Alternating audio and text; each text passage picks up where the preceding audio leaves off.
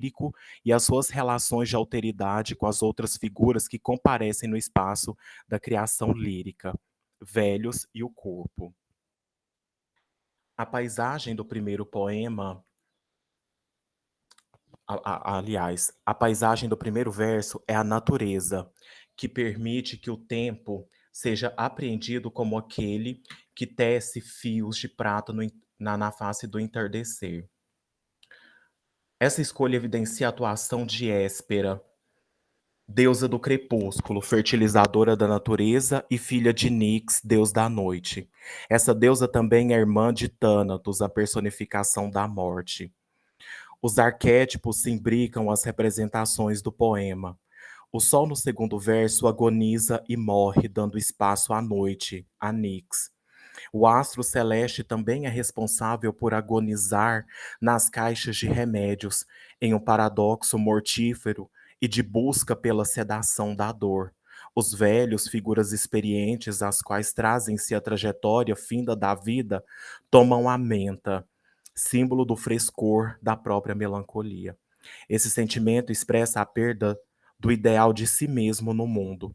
O bar é o espaço aberto. Os corações, ao mesmo tempo, se fecham aos pássaros, símbolo da vida e da liberdade. O sentimento melancólico paira na cidade, provocando o tédio e a consumação do óxido destrutivo. O coração novamente aparece como espaço de centralidade da cidade, com todos os seus desdobramentos inúteis. Há um processo metafórico de degustação desse coração, de internalização da cidade com seus problemas. A noite na segunda estrofe se veste de tristeza, é sofrida. A iluminação dos terraços é feita de neon de sangue que estremece na escuridão da noite. Ao final dos versos dessa estrofe, nota-se que um corpo anônimo se solta, espalhando seus miolos no asfalto como se fossem flores. A simbolização desse elemento flor no asfalto faz lembrar outro poema, A Flor e a Náusea, de Carlos Drummond de Andrade, escrita em 1945 e publicado em A Rosa do Povo, produzido, segundo o crítico Antônio, no período da Segunda Guerra Mundial. Aqui temos também os reflexos do diálogo da tradição e, ao mesmo tempo, da própria cronotopia. Na terceira estrofe, composta de 2 versos, há a presença de um gato que se esguela ao final de uma viela, como se sua garganta estivesse sendo rasgada. A brutalidade na descrição mostra a violência da cidade e também traz um diálogo com outro autor, Edgar Allan Poe. Agonizando em sua relação com o tempo, trazendo em seu bolso um relógio, o sujeito lírico coloca à venda, logo na última estrofe, querendo se livrar da ação de Cronos. Se não há venda, há a possibilidade de troca, por uma viagem para uma ilha de Creta, na busca pela fuga para um espaço paradisíaco e também mitológico. E aí eu vou fazer a leitura apenas dessa análise prévia que nós ainda estamos construindo. E aí tem um outro poema, né, que eu mencionei que é Os Desamorados, que é um poema bastante interessante, que traz o sentimento de perda do sujeito lírico. Ele perde a sua própria mãe, e a relação dos dois era uma relação amorosa e bastante conflituosa. E ele rememora, né, ele se lembra da mãe e do sentimento que ele nutria pela mãe. Então aí essa questão memorialística dentro da produção dele. E aí agora eu passo para os resultados, né? Então, os resultados demonstram que o poeta pôde evidenciar para o mundo lembranças de entes que ainda permanecem em sua alma, sede da memória, como bem expressava Santo Agostinho, traz em sua produção diálogos com outros períodos da literatura, como mencionei, ressignificando os sentidos das palavras dentro do seu período, de modo a transcendê-lo, além do caos e da melancolia vivenciados por esses sujeitos no presente, expondo inclusive as marcas deixadas pela ação do tempo. Então, essas são algumas das nossas referências e eu agradeço a atenção de vocês.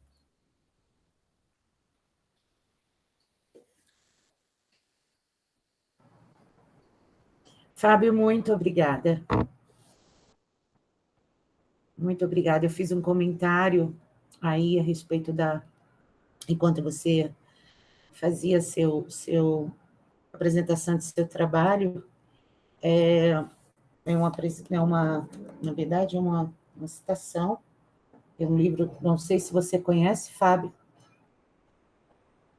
do Assis Brasil, sim. Então, Assis Brasil é uma fala dele, né? A linguagem poderosa e rica de significados semânticos e estéticos, né? Esse trabalho do Baldivino Braz. E você traz isso no seu trabalho, traz isso na maneira, não nos poemas, inclusive nos poemas que você escolhe, né? Que você escolheu para essa apresentação. Muito bonito. Muito obrigada.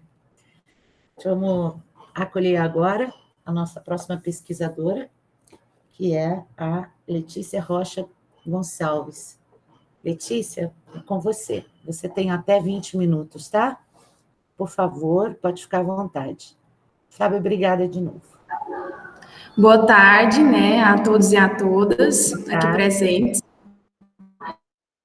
É um prazer apresentar para vocês, como o Fábio disse, né, uma teoria que está nascendo, ainda em construção, e que é aberta também a sugestões, caso vocês tenham, né.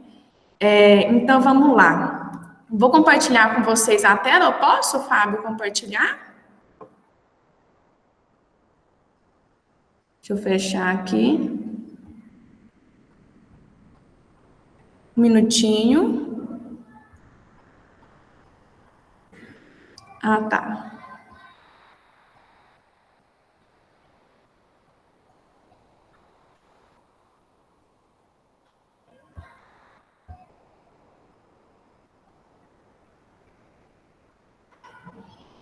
Estão vendo aí?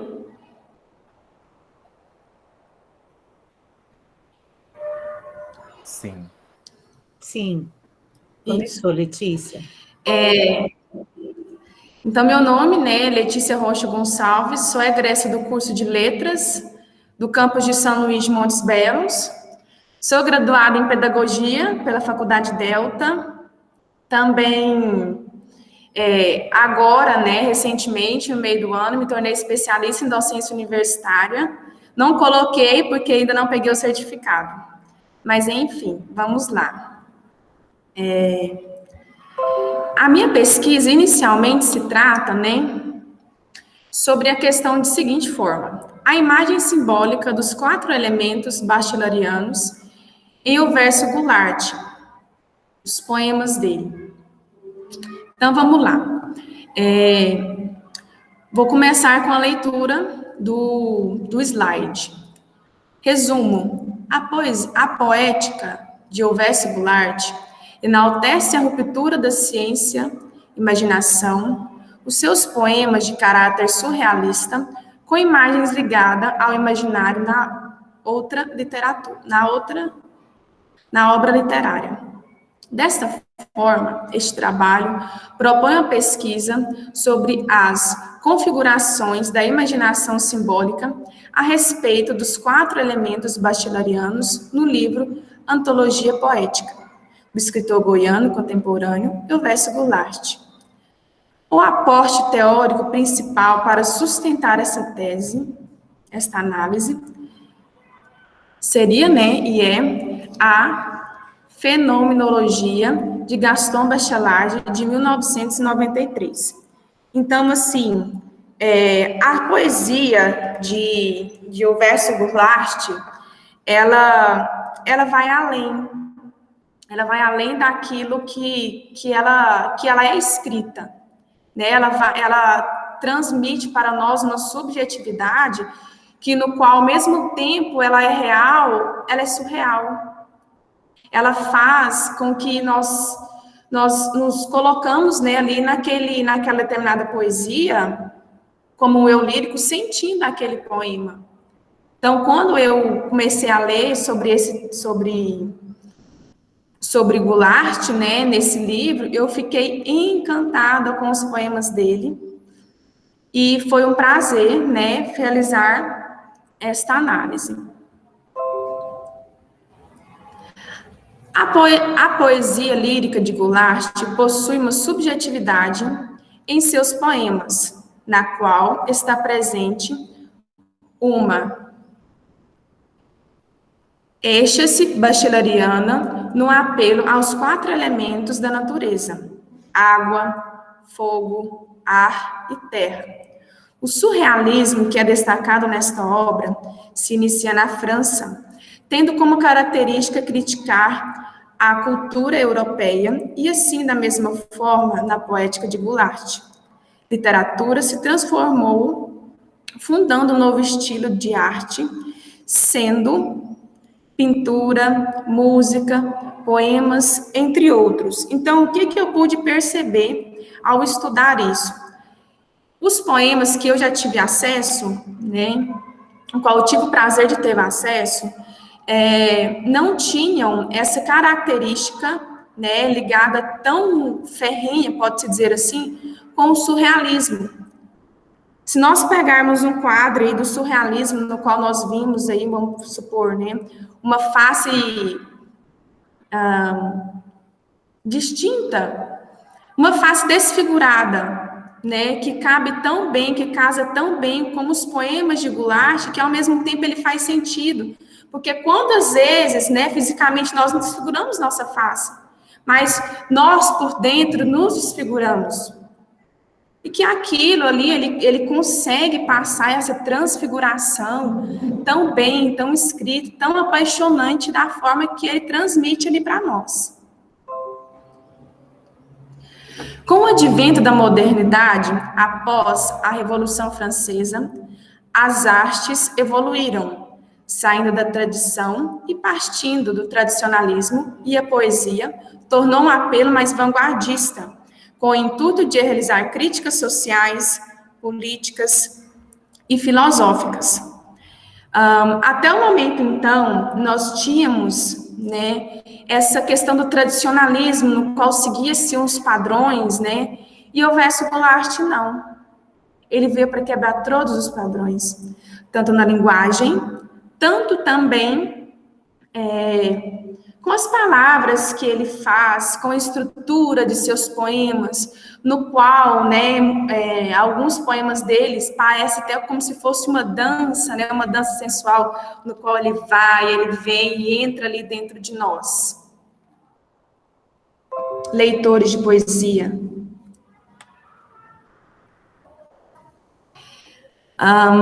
Para continuar, né, quem foi Elvésio Goulart? Elvésio nasceu, então, em Minas Gerais, sendo filho de Braulio Goulart de Azevedo e de Elisa Campo Goulart. Na atualidade, está em Goiânia, no qual ele diz que no ambiente goiano, o aprendizado das coisas, a lição do trabalho, do otimismo diante do futuro. Então, ele fala, né, pode-se dizer assim, que o goiano, ele transmite isso, que transmite o otimismo diante do futuro, e é isso que ele vem transmitindo nos seus poemas, especificamente, né, no seu livro aí, Antologia Poética, que foi um grande prazer aí realizar um pouco dessa pesquisa. Então, ele tem essa visão otimista, uma visão no qual ele enaltece, né, essa questão aí. Então, eu trouxe para vocês um poema. Quando eu fui passar para o slide, me perdoem, deu um pouco desconfigurou. Então, ele começa da seguinte forma: no inverno estão os ossos que a memória preserva. As chuvas conduziram os passos. A vidraça guarda o rosto do tempo. A tarde se confunde com a noite. Consideram-se velas. E a face das pessoas continua a lutar pela lembrança, pelo puro encantamento, irmão do fogo e das geadas. Veio depois a primavera, mas o que resta são os ossos. No inverno, a memória das lágrimas, das chuvas, das lágrimas. Então, o que eu pude ver, né, aí nos 2 primeiros estrofes, né, quando ele diz assim: no inverno estão os ossos que a memória preserva, que ele recorda, dá-se, né, o eu lírico dá-se a impressão que ele recorda de uma coisa que passou, que ele recorda de um acontecimento ali, né, e ele faz a comparação dessa memória com o elemento água, né, que eles são as chuvas, porque a chuva é passageira, né, a água ali, naquele determinado momento que ele colocou, é passageira. Da mesma forma, a memória é passageira, ela vem, ela volta. E quando ele diz, né, o poeta, o eu lírico diz assim: acenderam-se velas e a face das pessoas continua a lutar.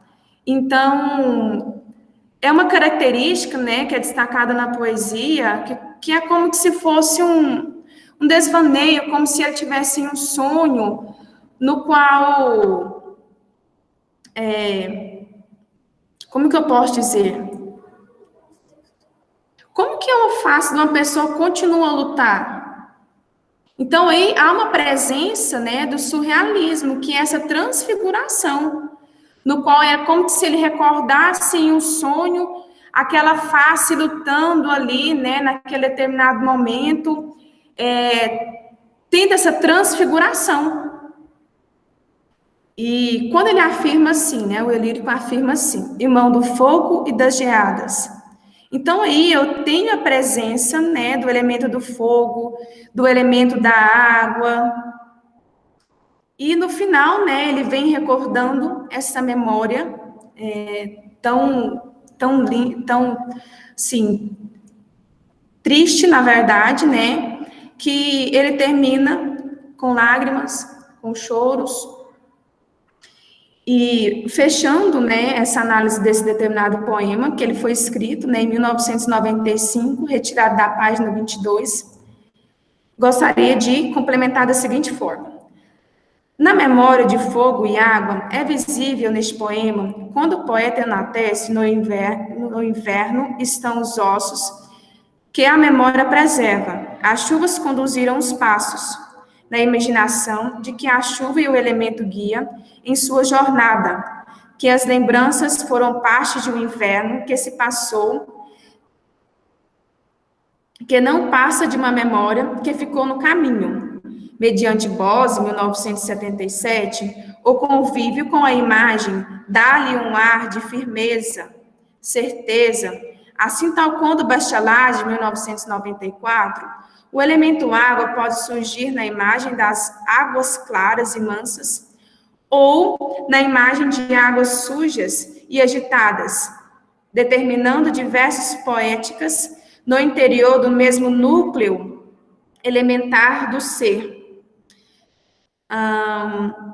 Tais figuras poéticas podem ser encontradas também em quadros como Salvador Dalí, um artista que representou plausivelmente, ou melhor dizendo, de forma encantadora, algumas das imagens surrealistas que são encontradas em alguns cantos, né, alguns poemas do autor de O Verso Goulart, como este poema, né, que nós analisamos, que eu analisei aqui com vocês. Isso.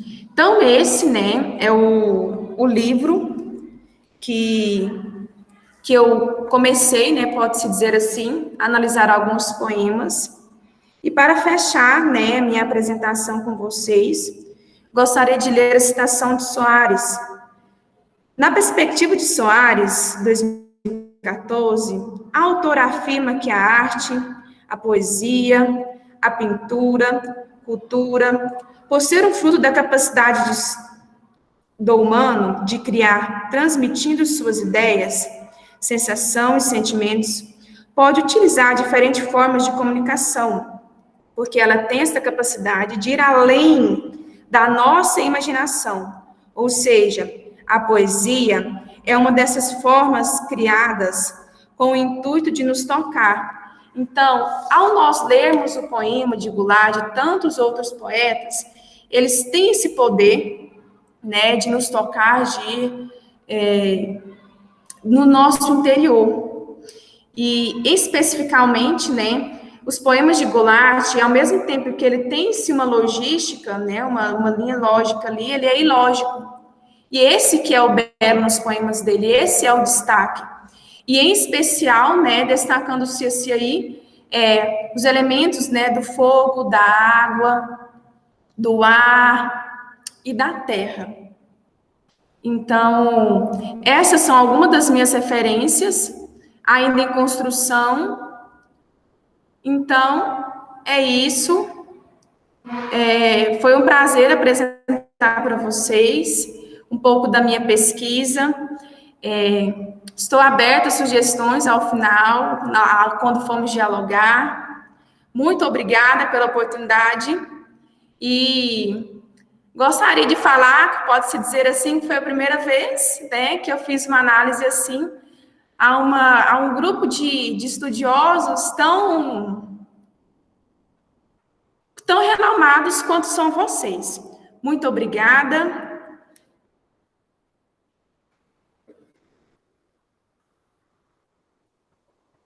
Letícia, o prazer é nosso, foi todo nosso, tenha certeza, viu? E para ser a primeira vez, você está parecendo uma veterana, como é que é isso, assim? Eu estou tentando aqui fazer as contas, né? Formada em letras, formada em pedagogia. É assim, a pessoa é assim, não é? Eu vou ouvir a Leandra Nismari a respeito das duas apresentações. Nós temos um convidado que está prestes a entrar, então a gente vai falar assim bem rapidinho. Letícia, a mesma coisa, eu vou mostrar para você, se você caso você não tenha anotado, mas assim, é porque, na verdade, Fábio, Letícia, esse livro é um livro que tem nos acompanhado, né, desde essas pesquisas que temos feito a respeito da poesia goiana. Então, aqui, Letícia, tem um capítulo curtinho também a respeito do Elvésio Goulart.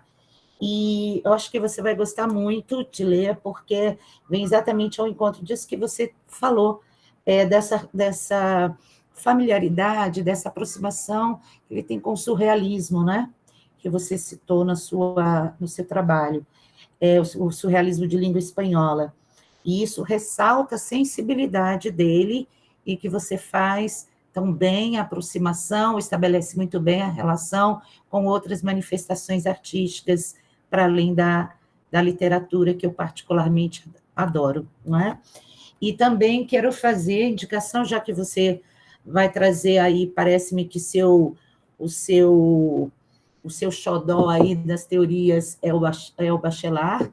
Eu não sei se ele é exatamente por esse lugar que você quer ir, mas eu quero apresentar para você, para além do que você citou, o Ar e os Sonhos, que vai te ajudar muito, tá? No livro, também do Bachelard. Também a Poética do Devaneio, tá? E a Poética do Espaço. Você vai enlouquecer, Letícia, você vai ver que coisa mais linda, tá bom? E também tem a Água e os Sonhos, tá? Pode anotar, pode abrir aí nas suas pesquisas que você vai encontrar tudo isso. Parabéns pelo trabalho, viu? Meninos, vocês querem fazer alguma consideração a respeito das apresentações? Nismara, Leandro? Eu quero dar os parabéns, né, para o Fábio e para a Letícia, parabéns pela coragem também de estudar escritores goianos, né? O Fábio, os versos que ele trouxe, eu até anotei ali, né, são desconcertantes, né, a seleção que ele fez desse poema, e eu acho que está no caminho mesmo, essa presença da melancolia, ela é bastante evidente, né, é como se a gente lesse os versos e sentisse um sofrimento, uma angústia, né, e eu acho que você está realmente no caminho certo, Fábio. Coragem, força e coragem, né, continuar. E a Letícia, a minha sugestão é que ela enfocasse o tempo e a memória no Elvésio Goulart, que eu acho que renderia um trabalho bastante interessante. Aí eu vi que você tem aí na sua referência o Alfredo Bós, eu acho que seria o ponto de partida mesmo, seria o tempo da poesia. eu acho que eu não diria para você fazer relação com surrealismo, não. Porque senão você vai ter que mexer com pintura, com dialogismo entre literatura e pintura, né? E eu acho que tem muita coisa para ser dita sobre o Elvésio, olhando ali como aparece o tempo e a memória na poesia dele, né? E tem um trabalho sobre surrealismo que o professor Divino orientou na PUC, então eu acho assim que, para o mestrado, convém que vocês, o Fábio para o doutorado, né, e a Letícia ao mestrado, né, convém que vocês tentem propostas mais, que ainda não foram desenvolvidas, né, é só uma sugestão. Mas pode também continuar com essa linha do Bachelard, como a Ana sugeriu, né, olhando ali esses elementos que aparecem ali na poética dele, né, também. É outro caminho, né? São muitas possibilidades, Letícia. E aí vai chegar uma hora Obrigado. Chega uma hora, Letícia, que a gente tem que colocar um ponto final, sabe? E senão a gente começa... Porque à medida que a gente vai estudando, são muitas informações, e parece que a gente quer fazer tudo, sabe, de uma vez. Né? O que eu disse para você aqui são sugestões, né? Mas eu acho que a Nismária toca numa questão que é muito importante. O fato de ser novo, né? Aquilo que é novo, né? Falar sobre o que não foi dito ainda, tá bom? Isso é muito importante. Leandro, você quer comentar? Eu só quero parabenizar os dois, Fábio, Letícia, pela clareza com que apresentaram os trabalhos, né? Eu achei os dois com uma consistência, não é? Ou seja, eles estão imersos mesmo na pesquisa, né? Eles têm um encanto, né? Os dois expressam esse encanto mesmo que vem do leitor, né? Então, mais do que pesquisadores, são leitores também, né, dessa poesia. Então, eu achei muito interessante esse olhar cuidadoso. E eu acho que em relação às referências, Nismária e Ana Cláudia já deram sugestões que eu não acrescento mais nada, mas seria mais ou menos isso, uma parabenização aqui em público aos dois trabalhos. E eu acho que o trabalho de vocês vai acrescentar o nosso, não é, Nismária e Ana Cláudia, nesse trabalho nosso de pegar esses poetas e também analisá-los, né? Então, o trabalho de vocês constituirão também nossas referências, né, bibliográficas. Com certeza, né, Leandro? O esforço, né, do pesquisador para trazer, né, esse novo olhar, né, sobre esses poetas que estão aí aguardando, né, serem lidos. Sim, exatamente. Uma dúvida. Nosso convidado, Ana. Imagina, eu que agradeço. Pode perguntar, Letícia. Aquela lista de poetas que vocês citaram, vai ser divulgada pelo evento? Sobre os 10 poetas? Acho que vai no resumo, né, Ana, ou não? Acho que vai no resumo, e vai ser lançado agora, vai ser divulgado, né, os resumos, né, e aí eles aparecerão lá. Okay. Né? O Oliver, nosso coordenador geral, né, disse isso, que hoje já saem os resumos, né? Isso, nos anais. Os anais, exatamente. Então, nos anais há um resumo, e no resumo há a menção aos 10. Isso, é isso. Meninos, muito, muito, muito obrigada. Muito obrigada. Alguém quer comentar alguma coisa? Tem alguma questão? Alguma orientação? Pode ficar à vontade, pode abrir o microfone. Eu só quero dizer que o link do formulário de presença já está disponível no chat, então não se esqueçam de preencher para poder receber o certificado. Certo, ok. Bom, eu tenho uma surpresa agora para vocês. Nós vamos estamos recebendo agora, já está na sala. Ele que é um misto de poeta, dramaturgo, romancista, contista, ensaísta e ator. Dele é uma obra literária das mais fecundas quando a gente fala sobre poesia goiana. Não fosse ele também um ativo produtor da cultura, passando da produção de teatro a dirigente de órgãos literários. E eu estou falando sobre Miguel Jorge. Oi, Miguel! Seja bem-vindo! A gente está muito feliz porque você está aqui. Pode abrir sua câmera, seu microfone. Fica à vontade. Miguel?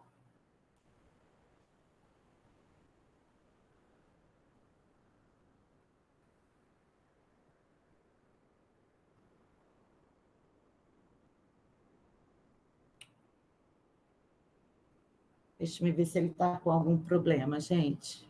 Só um minutinho. Miguel, você ouve?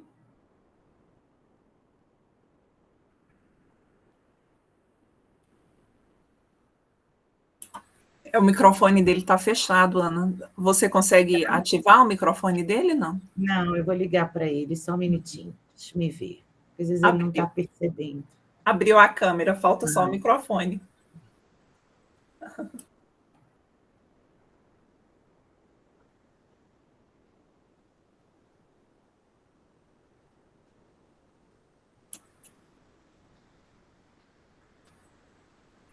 Miguel, acho que seu microfone está desligado. E sua câmera, dá uma olhadinha, por favor. Tem um microfonezinho aí abaixo. Olha, você está pelo celular? Tem um microfone. Vê se ele está com aquele traçozinho cortadinho. Se tiver, você clica.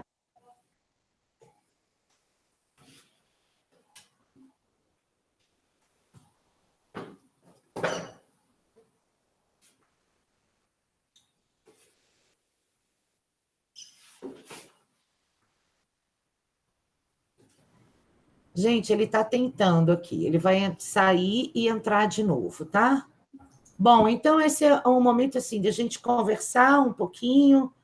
Ele vai nessa disponibilidade, gentileza do Miguel, essa educação toda, para além do poeta, né, do artista que ele é.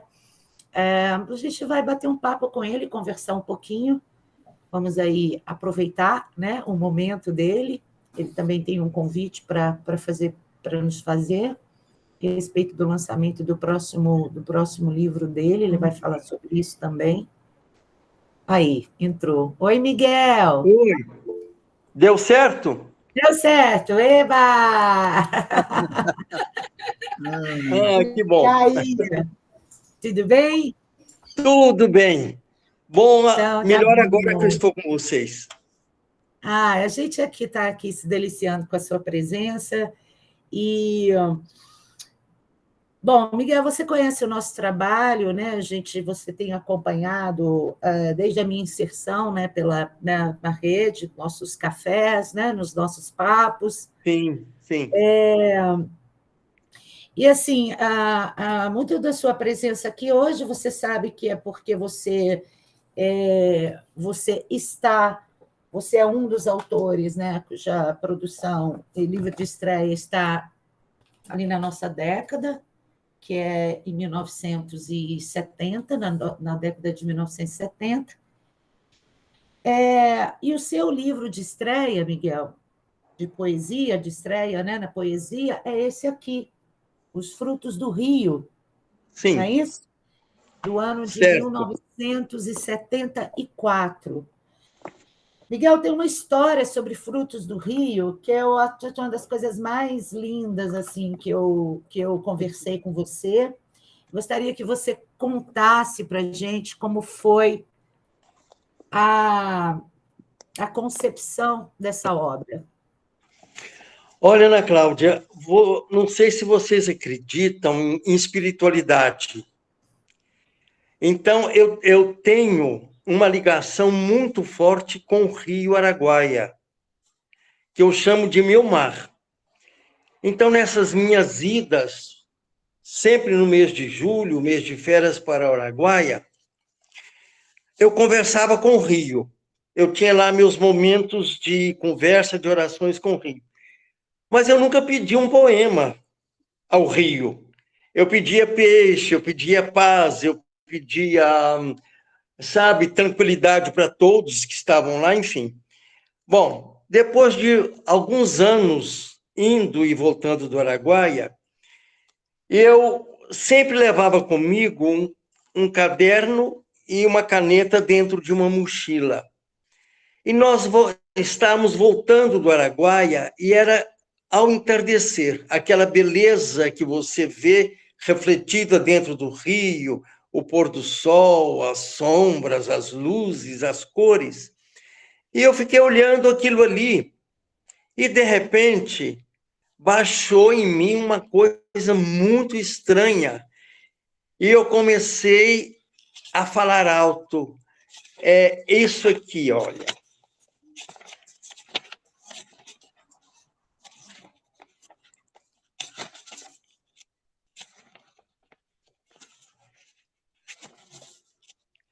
Ave Rio, Ara, Guaia, Guia, Mapa, Confidente, Paz, Calma, Alma, Símbolo, Ave Rio, Ave Mágoa, Ave, Ave Pássaro, Silêncio, é o pio da boca de homem, e o pio se aproximava, os olhos se aprofundavam, o silêncio aumentava. Então eu senti aquilo vinha jorrando dentro da minha cabeça, eu comecei a falar isso alto e corri para pegar a minha mochila e abri a mochila, pegar o caderno e a caneta, a barca se desgovernava e os outros que estavam dentro da barca gritavam que eu estava louco, que eu enlouqueci, que eu ficasse quieto, que todo mundo ia morrer afogado, e eu não via ninguém. Peguei esse caderno, peguei a caneta, em cima de muita roupa, mochila, malas e tudo, eu comecei a escrever. Anotei todo esse livro, ele já veio anotado de lá. Chegando em casa, eu fui para a minha máquina de escrever, ainda não tinha computador, e fiz todo o livro. E o livro ficou pronto. Você vê que magia, que poder, que força que tem a palavra, que tem a poesia. Aí o livro nasceu, e eu dei o título de Os Frutos do Rio. O Ciron Franco fez as ilustrações e o Kleber Gouveia fez a capa, que é um casco de tartaruga. Essa é a história do meu Os Frutos do Rio.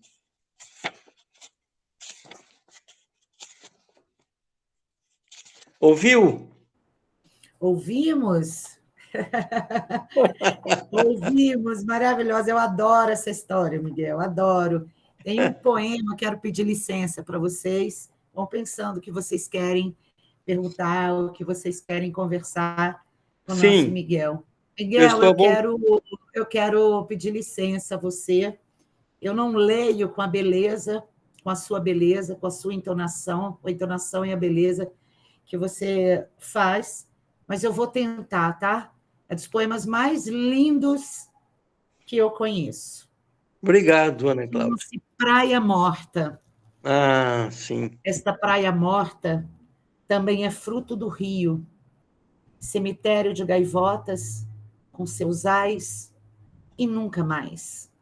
Esta praia morta viajou horizontes e se matou pelo rio. Esta praia plana, esta praia plena de triscos, ciscos, cacos, cascos, bicos, riscos, triscos, rabiscos, beliscos. É muito lindo esse poema. É muito lindo. Obrigado, Ana Cláudia. Eu fiquei até emocionado. Você sabe que esse poema, Praia Morta, ele fez parte de um filme que se chama O Ataú. Foi meu primeiro roteiro, que foi premiado pela Funarte. E a Débora Torres filmou esse roteiro. E o Amaury de Castro, o ator, ele aparece numa praia morta e abraçado a um casco de tartaruga no meio de uma prainha, uma águazinha pouca, e declama esse poema de uma maneira maravilhosa. Para mim, é a cena ímpar do filme. É o Amaury de Castro. Então, eu gosto muito desse poema, eu gosto do ritmo que eu consegui dar ao poema, né? Vem o peixe, é pirarara, é filhote, é piratinga, é pirarara, é piraíba, vai na ponta, vai no anzol, vai na pinda, vai na linha, vai e vem, vai na vara, dá de mãos, dá de ais, dá de saltos, dá pinotes, vai e vem, vai nas águas, vai no tiro, vai na força, vai na canoa, vai e vem. Ave rio, ave mágoa, ave ave, ave pássaros, silêncio, a onça pia, é a jaó, é onça, é a pintada, é o pio da boca de homem, qual dos três? Pisadas, pegadas, cantigas, cantos. E o pio se aproximava, os olhos se afundavam, o silêncio aumentava. Flor de pequi, miridiba, tarumã, flor de espera, o arfar do peito, a firmeza das mãos, o focar da lanterna, o espocar da espingarda, a carne esparramada, araguaia. Tudo isso são frutos do rio, do que eu vi, do que eu presenciei, não Ave é? Miguel. Das pessoas que vão para matar os bichos, acabar com os peixes, não é? Torturar o rio, enfim, toda essa mágoa que eu guardava em silêncio, que a gente não podia nem se manifestar, né? Porque gera uma violência. Então eu transpus isso tudo para a minha poesia de Os Frutos do Rio.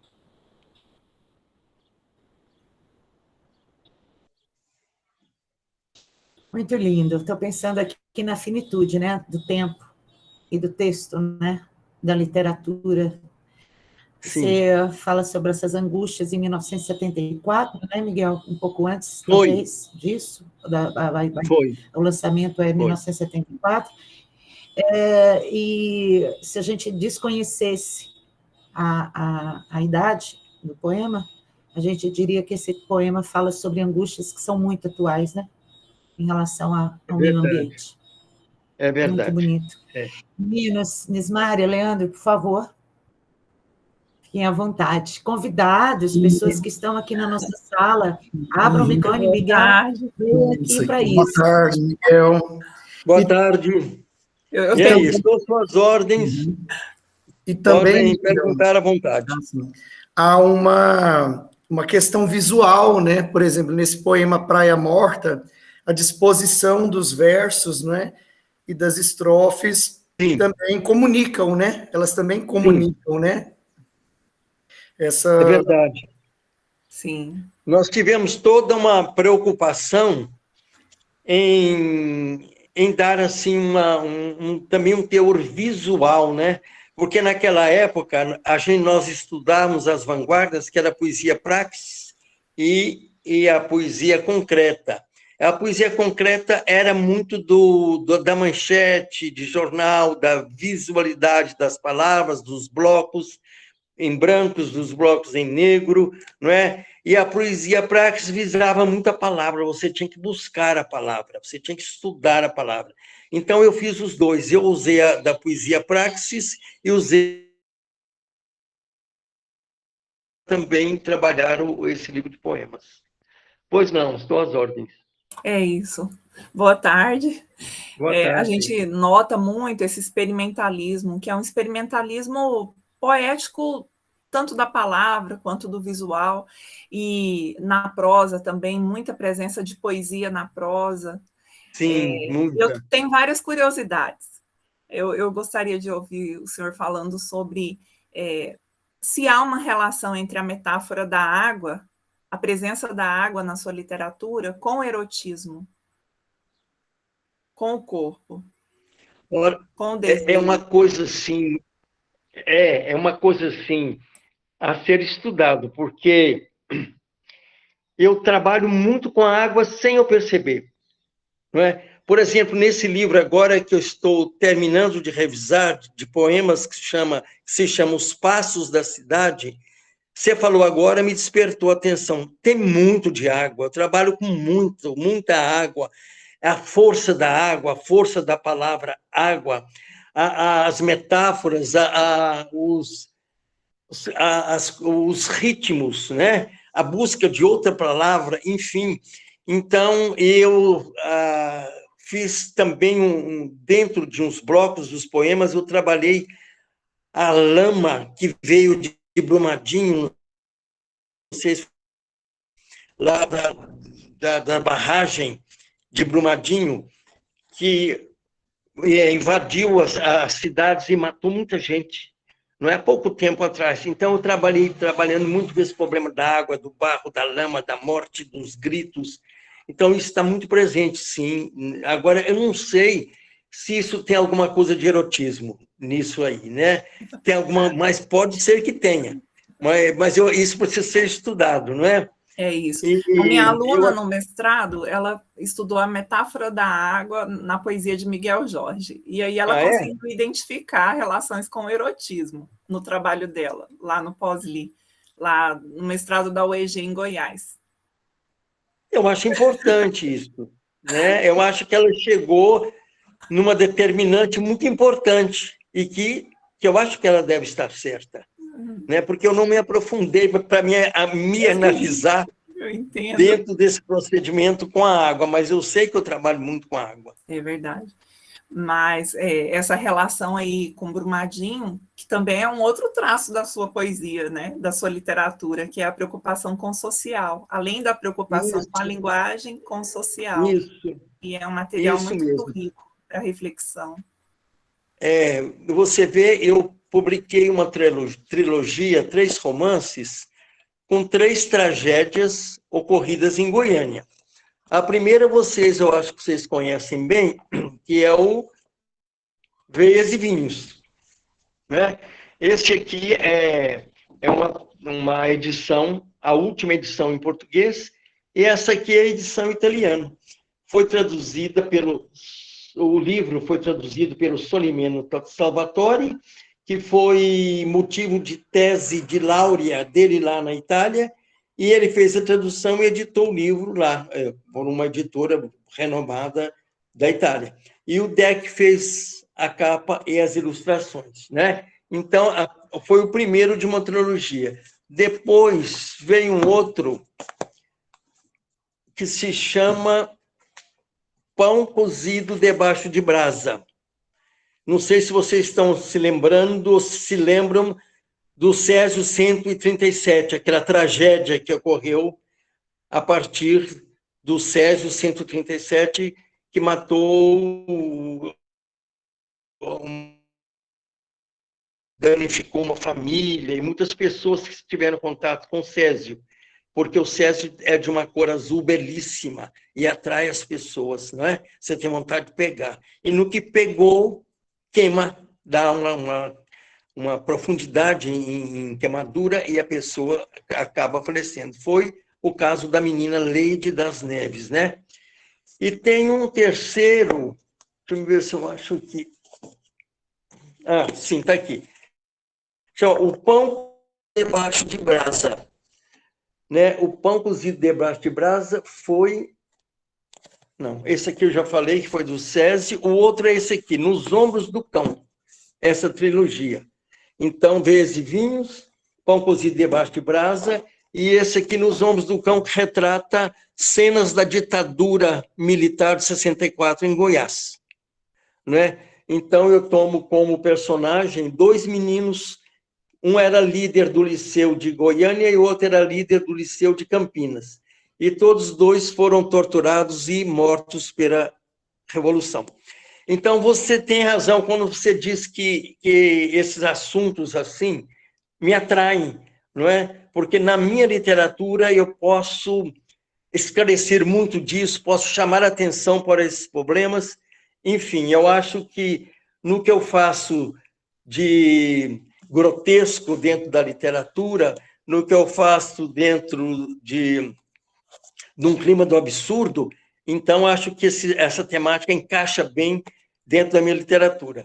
Eu queria mostrar para vocês e colocar à disposição de vocês, da biblioteca e da faculdade, esse livro que se chama O Grotesco é Miguel Jorge e Júlio Cortázar, é da Soraya Calheiros Nogueira. Ela é professora nos Estados Unidos, né?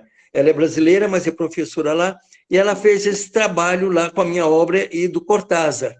E continua escrevendo sobre a minha obra. E a última notícia que ela me mandou é que ela está traduzindo para o inglês o meu livro de contos, Avarmas, para editar lá. Ela quer me fazer conhecido nos Estados Unidos. Então, olha você que beleza. Esse livro aqui eu deixo para vocês, é a tese dela, fica lá na biblioteca, se alguém precisar, quiser ler, tiver interesse, esse livro aqui da Soraya fica para vocês, tá bom? Aproveitando que o senhor está dizendo aí sobre os livros, a minha curiosidade. Queria que o senhor falasse um pouquinho sobre, não é poesia, né? Mas eu queria que o senhor falasse sobre Urubanda, um pouquinho só.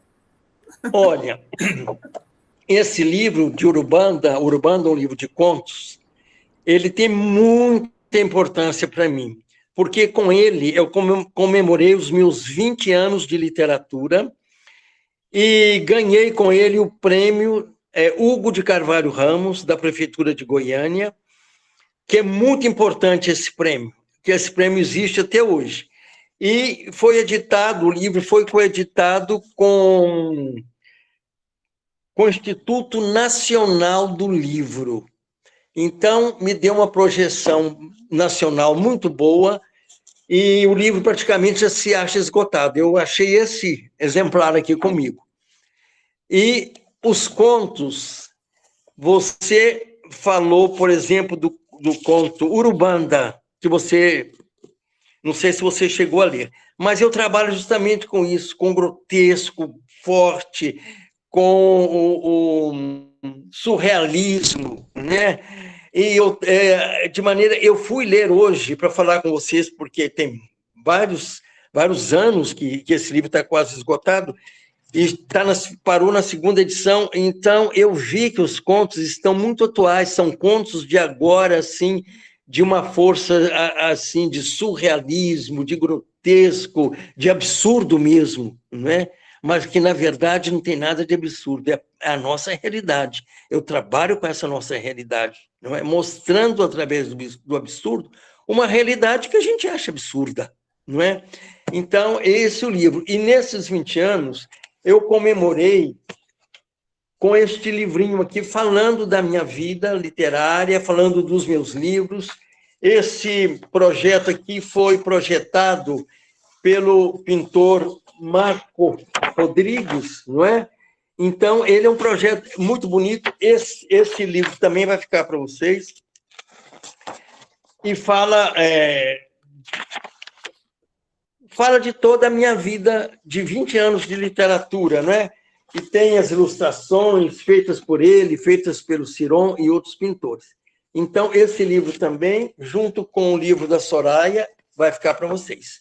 Se vocês quiserem mais algum livro meu, eu tendo aqui na biblioteca, eu passo para vocês, para enriquecer aí, ou aumentar a biblioteca de vocês. Tá bom? Coisa boa, lindo demais. Miguel, isso me lembra uma situação de hoje de manhã, eu quero te contar. Sim. Tivemos uma mesa com poetas, só com as meninas, né? Mediada por uma poeta, que também é da rede. E então estavam lá a Heloísa Campos, a Maria Helena Shein, a Heloísa Helena, a Augusta Faro, Leda Selma, Maria Helena Shein, Maria Helena e Augusta Faro e Heloísa Martins. E Heloísa, isso. Aí, uma turma boa, hein? Turma boa. Aí o que aconteceu? Você sabe que esse evento, a gente conversou, é uma homenagem para Darcy Francis Denofre, né? Ah, sim, que ótimo. A gente conversando, e em um momento, a fala da Leda, se eu, me ajuda a lembrar, Nismari, se eu estiver fazendo confusão aqui com os momentos de fala, por favor. A Leda Selma comentou que você foi professor dela. Fui. De literatura goiana, no curso de letras. E ela contou, então, que você... que ela tinha muita vergonha de mostrar o trabalho dela e mostrou para você, lá, quando você foi o professor, o que ela havia escrito, né? Que ela gostaria de ouvir você, que era importante a sua opinião para ela. E eu estou te contando isso para dizer que o que ela falou a respeito de... Ela ainda usou a seguinte expressão: ele acolheu o texto e me acolheu com os braços abertos, com aquela generosidade que lhe é contumaz. Até hoje é assim, um amigo querido, educadíssimo, um homem das letras, um poeta gigantesco, né? Mas é para falar sobre isso, Miguel, sobre esse príncipe que você é, sabe? Não só pela sua obra, pela importância dela, pela consistência, mas pelo que você é como pessoa, né? E é muito isso que você está fazendo aqui com a gente agora, né? Dispondo de seu tempo, dispondo das obras, dizendo para a gente ficar à vontade nesse bate-papo. Isso é um privilégio para a gente, poder ouvir você, né? Obrigado. Então, é isso, eu fiquei com isso na cabeça, né, Nismari? A gente até comentou depois, foi preciso contar para o Miguel. Ele foi citado nas três, pelas três, com o mesmo imenso amor e admiração. As três. Obrigado. Muito obrigado. Maravilhoso. Eu gostaria de saber se alguém mais quer abrir o microfone para fazer alguma pergunta para Miguel. Boas ordens, podem perguntar.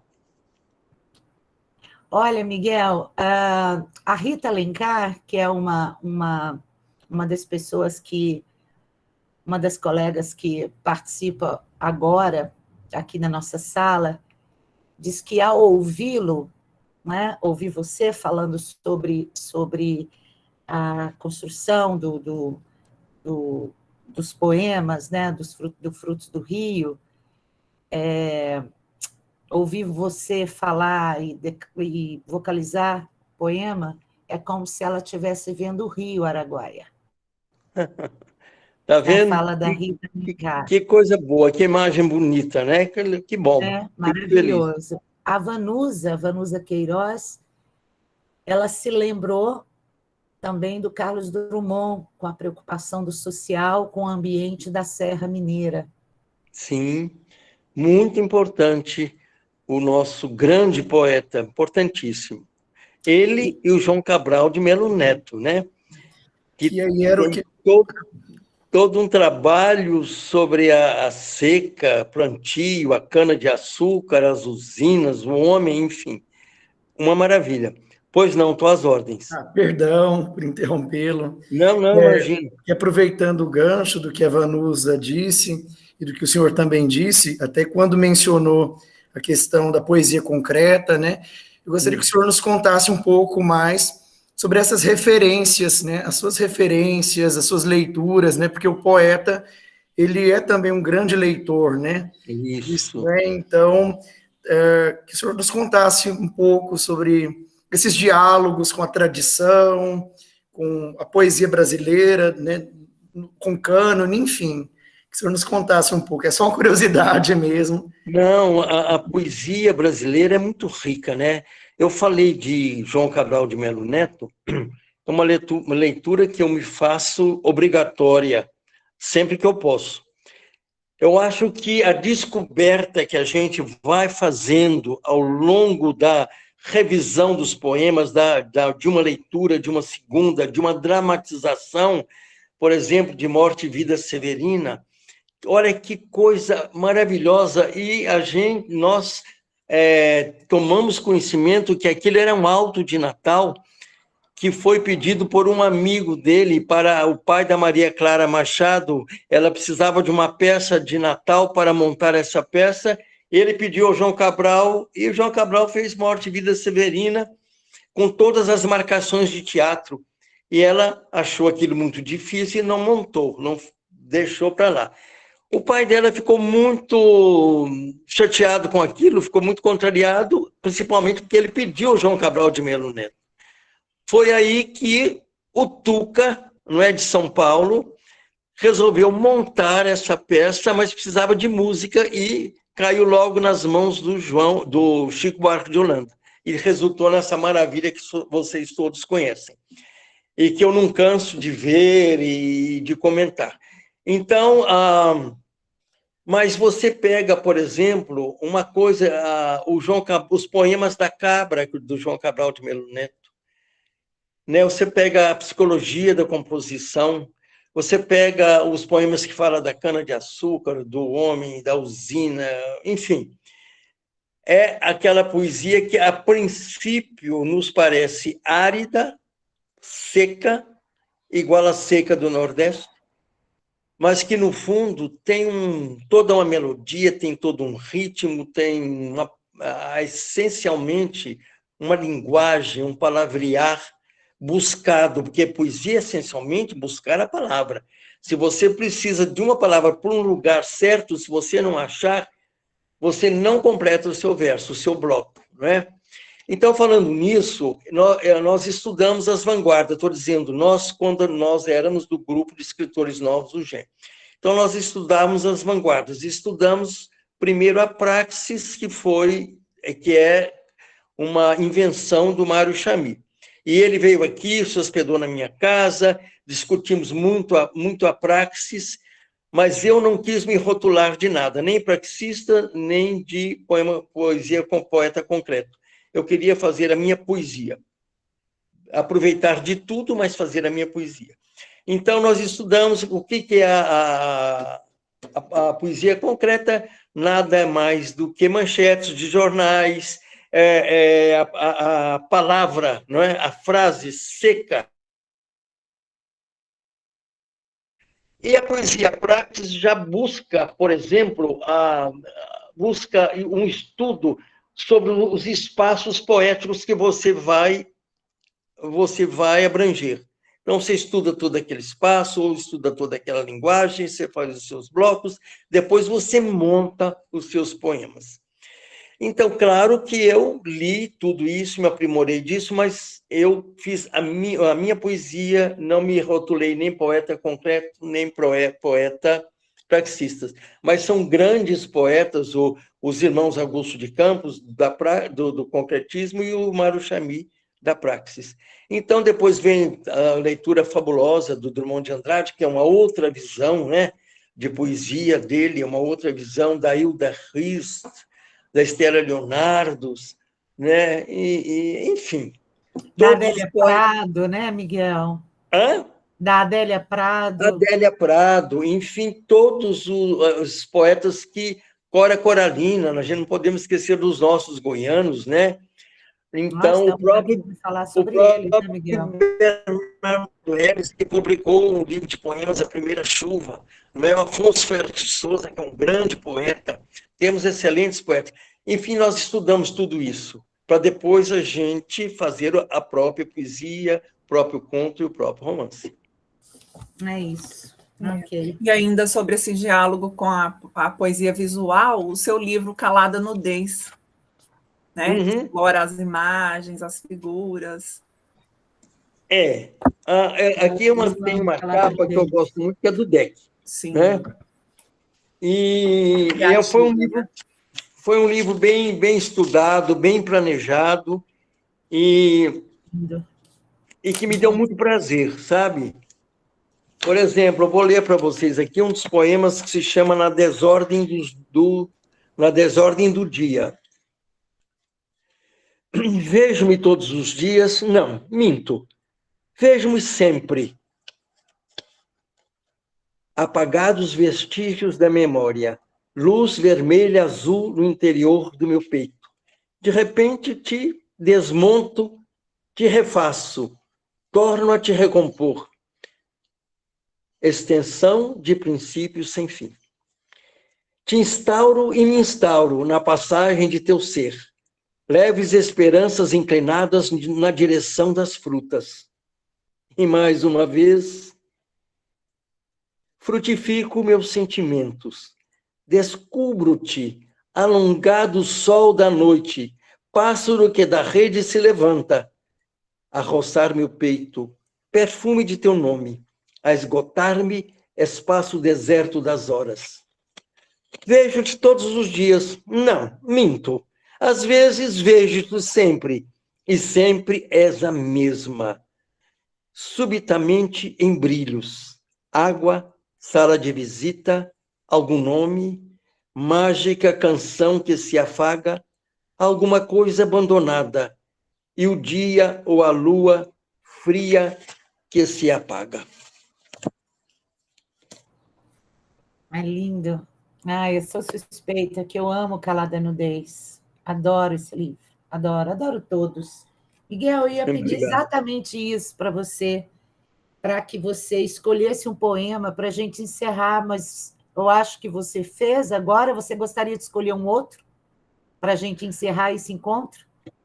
Assim, vamos pegar esmo aqui do Calada Nudez. Amar o amor. Certa vez brincamos de amar, de armar na dor o nosso amor. Em certo campo de rinha e dedos, cortes de lua pela estrada. O amor tinha aquele seu castelo, sol de sol, torre inclinada, artifícios, fogos que não se apagam, as vagas ondas suas esverdeadas. Certa vez, de amor, nos queimamos, estrelas infladas, o mesmo ventre, corpo e alma em fogo, ou quase, eu avesso e o direito, a dupla face. Certa vez, tínhamos o amor na mira e era certa. Os dias passando enquanto se fecham bocas, risos da tarde e mãos, ácido odor de inverno, acendem os signos amarelos da noite. Antes de você encerrar, eu vou convidar todos vocês para o lançamento desse romance, que está pronto já há bastante tempo, está aqui em casa, Em Busca do Coração, no sábado à noite. Vai ser no dia 13 de outubro, das 19 às 22 horas, no Bougainville, no Café do Mundo da minha amiga Ana. Então, faço o convite a todos vocês. Vocês podem repassar o convite a quem bem quiser. E eu fico muito grato a todos, tá bom? Muito obrigado. Miguel, a gente agradece demais, demais, demais mesmo, pelo momento. Acho que não tenho certeza que eu comungo do pensamento de todo mundo, de todas as pessoas que estão aqui, esse sentimento de gratidão e de felicidade, sabe? Por poder estar diante de um artista, né? De um poeta, de um escritor tão importante e tão amoroso como você é. Eu adoro o seu trabalho, adoro você sabe disso, há quantos anos a gente já se conhece, né? E tomara que tudo isso passe logo para a gente continuar tomando os nossos cafés e batendo nossos papos lá na Ana. Sim, né? Vai ser um prazer. Vai ser o prazer, é sempre muito meu, tá bom? Gente, é isso. Alguém mais gostaria de dizer alguma coisa? Só agradecer mesmo. Muito obrigada por sua presença aqui. Somos seus fãs. Muito obrigado, viu? Eu agradeço muito a vocês por este momento. É ímpar, né? Especial em falar com vocês que são professores, são estudiosos de literatura, que gostam da literatura, incentivam a leitura. Isso é muito importante para nós que escrevemos, não é? Estou muito feliz de ter esse contato com todos vocês. E os meus agradecimentos, muito obrigado. Letícia, Fábio, mais uma vez, muito obrigada. Foi Muito bom ouvir vocês, ouvir sobre o trabalho de vocês, foi lindo. Não parem, não deixem de pesquisar, não deixem de escrever, e qualquer coisa, vocês sabem onde nos encontrar, tá? A mim, particularmente, qualquer coisa, Elisméria tem meus contatos, vocês podem falar com ela. Para você, Letícia, para você, Eu gostaria de agradecer também, agora que eu vi, né, a minha grande professora, Maria Severina, está aqui na Ah, sala. Severina está aqui, eu não vi, Eu Severina, acho que ela caladinha. está. E foi ela que me apresentou esse poeta. Minha mentora, minha mestre, sou apaixonada por ela, então sou um pouco suspeita. E Que muito beleza! obrigada por tudo. E qualquer dúvida, vou no e-mail de vocês. Muito obrigada, Miguel, viu? Qualquer coisa também. Prazer. De nada, foi um prazer também. Um abraço, Letícia. É Letícia, né? Isso. É o nome da minha personagem principal desse livro. Nossa, muito obrigada. Olha, Letícia, olha isso, Nossa, eu saí Letícia, muito mais feliz Letícia. ainda. Nossa, eu fiquei Agora, você vai emocionada. gostar que da tem sua alegria. personagem. Nossa, eu fiquei O emocionada. nome Letícia Severina, significa... você está aí, nossa colega da rede. Severina, eu não tinha visto que você está aqui. Sim, estou Muito aqui. obrigada, que coisa boa. Muito Parabéns a obrigada vocês pelo por você evento, vir pela... prestigiar nosso momento. Você quer falar alguma Claro, coisa com o Miguel? prestigiar vocês, prestigiar meus ex-alunos. O Matheus não compareceu, ele estava nesse seminário também. Pois é, é.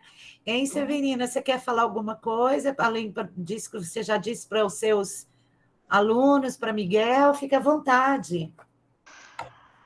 Ai, eu queria dizer para o Miguel que eu admiro muito a sua obra toda. Eu li todos os seus livros. Eu comecei com a Varmas, quando eu era professora de segundo grau.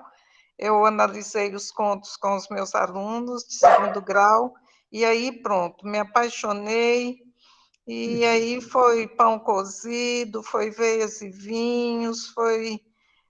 Eu só não li esse que a Nismária pediu para ele falar agora por último, fiquei até curiosa. Mas é uma riqueza a gente ter pessoas como vocês, como nós, da rede. Muito feliz pelo evento. Obrigada, Ana Cláudia, Nismária, Miguel Jorge. Um abraço, feliz de te Quem está ver. feliz sou eu, sabedor de que você leu meus livros e gostou da minha literatura. Eu fico muito feliz e sou agradecido a você por isso. Obrigada. Gente, muito obrigada. Infelizmente, nós vamos ter que parar, porque a gente precisa tomar uma água, descansar um pouquinho, porque daqui a pouco tem um outro evento. Nismária, quer convidar as pessoas para a próxima mesa? Às 16h30, né, roda de conversa com o poeta Wilbert Salgueiro e com a poeta Jane de Souza. E aí eu vou estar lá coordenando, aguardo a presença de todos vocês. É no YouTube, viu, gente? Está lá no canal da Rede Poesia. E eu fiquei curiosa com essa protagonista, Letícia. Letícia eu também. significa Morrendo de inveja, né? Eu quero ver se essa personagem vai ser uma personagem com final feliz. Não, e morrendo de inveja, porque a Letícia não é a Ana Cláudia, né? Ai, ai, ai. Ó, um beijo para todos, muito obrigada. Miguel, a gente se fala, tá bom? Sim, obrigado, Ana Cláudia. Um beijo. Um beijo. Tchau, tchau, gente. Beijo. Obrigado. Obrigada. Você quer Obrigada, que eu abra? Leandro.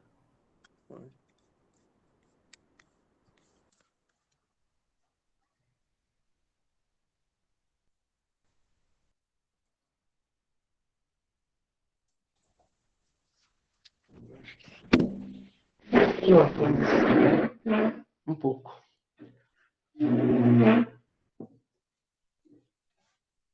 Vou abrir a porta.